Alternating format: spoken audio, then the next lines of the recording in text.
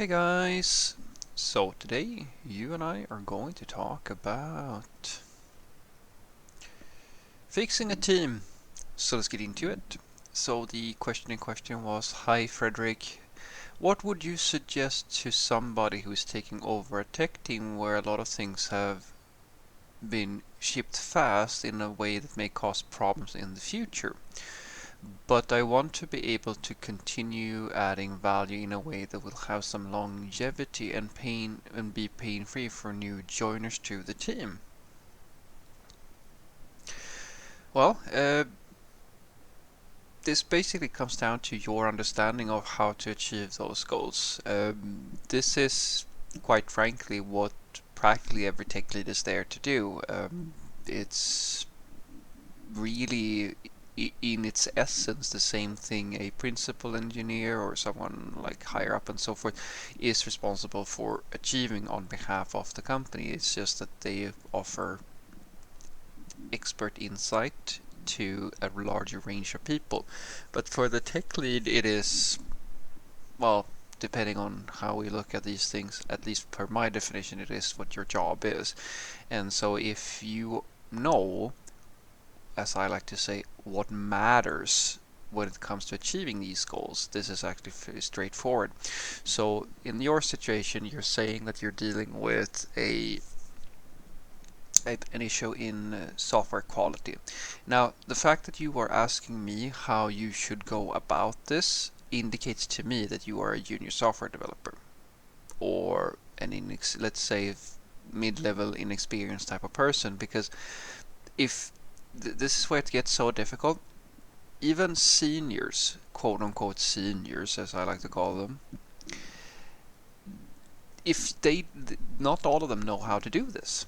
And so I ask as an open question to our industry, how is it that the people who are supposed to be our seniors don't really always know how to get this right? Because at least from the way that I think about it, it is the most fundamental skill that you need to master in order to ship software of any working code. Because literally anybody, like a junior, can create a software system that sort of works. But if you don't know how to create a sustainable strategy for how to ship software with quality over a long period of time or any extended period of time, then I'm questioning, like, why are you leading this team? Why are you even on like on why are you on the list for leading a team if you don't know how to do this? But let me give you just really quickly now. The reason why I'm coming down a little bit like this on you is not because I'm not happy for the fact that you have a team. This is going to be a good learning opportunity for you. I'm just saying that the things that I tell you now, these tips and tricks, are going to be a fraction of the skills that you will need in order to actually achieve what I'm about to tell you. Because this is something that it's more than just knowing the tricks. It's more than just knowing these obvious things like, oh, you add unit tests, you like add coverage checks, you have code reviews. Like, these are obvious things that literally every single software developer who's ever worked in a mainstream fashion will know. But the problem isn't that you don't know about it. The problem is that you don't know how to apply this and use your soft skills to actually make it happen and change the behavior of people who cause this sort of issue. Because, as I said, like, if it's as easy as, oh, you're not doing this sort of stuff, well, then I promise you have the skills already. So let's get into it and be a bit more specific. So the first thing you have to understand about, like, this it has to be shipped fast type of mentality is that whenever anybody says it has to be shipped fast, what they actually mean is, yes, we want it to move as quickly as humanly possible, but it still has to work. That is the single greatest insight that you can have as a software developer, I argue. And the reason behind that is because what that basically means is that depending on the situation, if you're working on a small scale system, like it's a hackathon type of thing or a proof of concept or something like that, then the level of testing and overhead process that you add and the so-called longevity planning that you might make should stand in proportion to the code that you are writing. I like to say that if you knew that you could always write flawless software that never breaks, you wouldn't need unit tests, or you wouldn't need integration tests or any type of testing whatsoever, because you are perfect. That means that the testing you are applying, or the quality checks that you are applying, should stand in proportion to the situation. If you have a fairly large system with a lot of sophisticated logic and stuff like that, that means the testing should go up ideally, because odds are that you're going to break something. But if you're dealing with like 1 or 2 files in a tiny little program, then odds are that you're probably not going to make a lot of mistakes here. So the minimum thing I would say is that you first and foremost make sure that the CI pipeline that you have are running the basic checks like linting.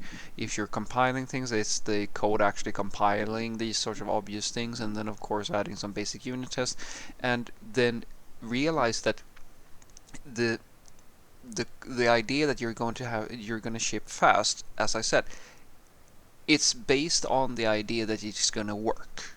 And so you can't really just say, hey, we're going to do unit testing and then call it a day. In order for you to figure out if this is a feasible strategy, you have to check with your managers and your teammates and stuff like that, and just ask, do you feel like you have a quality issue?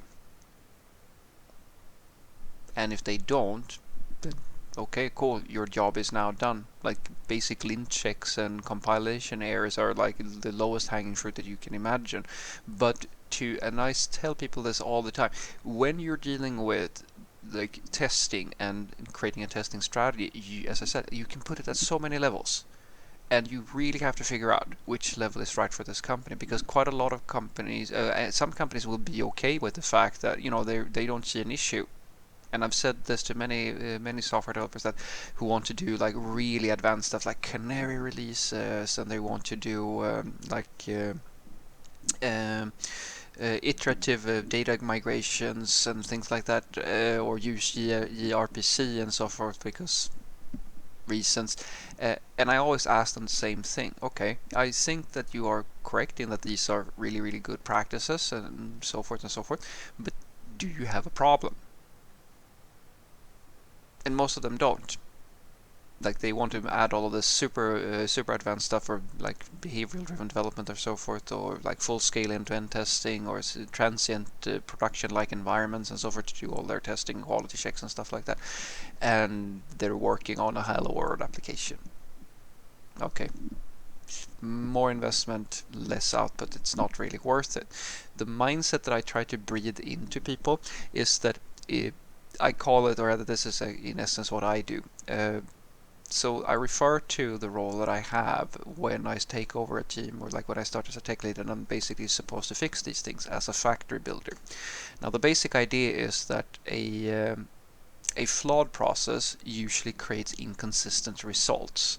In other words, you don't really know how things are going to go. You don't really know if the quality levels of the system is vastly different. Some repos or some projects have a fairly decent quality, and some of them have really, really shit quality, etc., etc. And so the idea is that you want to streamline the delivery process and all the practices that you're applying, because I'm excluding humans from this, because you're going to figure that out later, that it doesn't matter if you have the best process in the world and all the right practices and everything is just perfect, if you're dealing with incompetent software developers or people who don't really care, because like then all bets are basically off until you fix that. That's a different problem.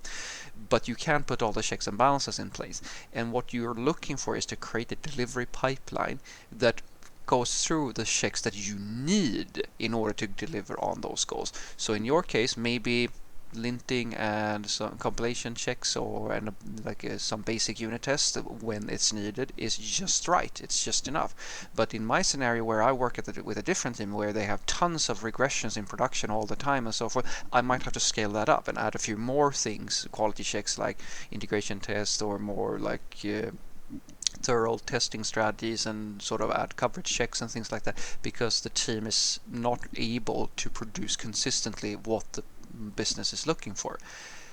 So what I want you to take away from this is that the way that you fix a tech team that has a ship fast mentality is that you have to understand at what level do you need to put your testing and your quality checks. That's what I'm saying. So an example would have been that if you're not doing, say, peer reviews or things like that, or not checking linting, or like these very, very basic things, these are things that you should in practice, practically in every project, you will put that into the process in some way or fashion. But the question of how far you go and like how extensive you make your quality checks, it depends on the output that you're looking for. In a really large corporation where speed is less important, you might have quite a lot of quality checks because compliance and legal aspects and things like that might be a much, much, much higher priority than just shipping really fast. But on the other hand, if you're in a small time startup and you have a handful of users who are, not really unhappy with the quality of the system or so forth, and you're struggling to get the next feature out so that you can make more money, so that you can work more on the system, like a really slow moving high quality solution might be too expensive for you to sustain. So that's why I'm telling you, try to think about it as you're trying to build a factory. Every factory is different because we're delivering different products, and they have some assembly lines are super long. They have tons and tons and tons of checks and like things that they're doing, and some are like really small, like you're basically just doing 1, 2, 3 things and then it's out the door, and that's good enough for your situation, and that's the stuff that you should be thinking about. So all the quality things that you know about, all the different techniques and so forth, that's what you should, kind of pull on here as an experienced software developer. Now you don't seem to be one, which means that I suggest you go out and look at what do the really senior software developers do. Look at how people design their CI pipelines, for example. You will see all the steps that most people require in like software in order to feel like, yeah, we have a good control over the quality of our system, and then think, all right, let's streamline this so that all the checks and balances are in place, so that we can feel fairly confident that we produce at least a consistent quality. Have a great day.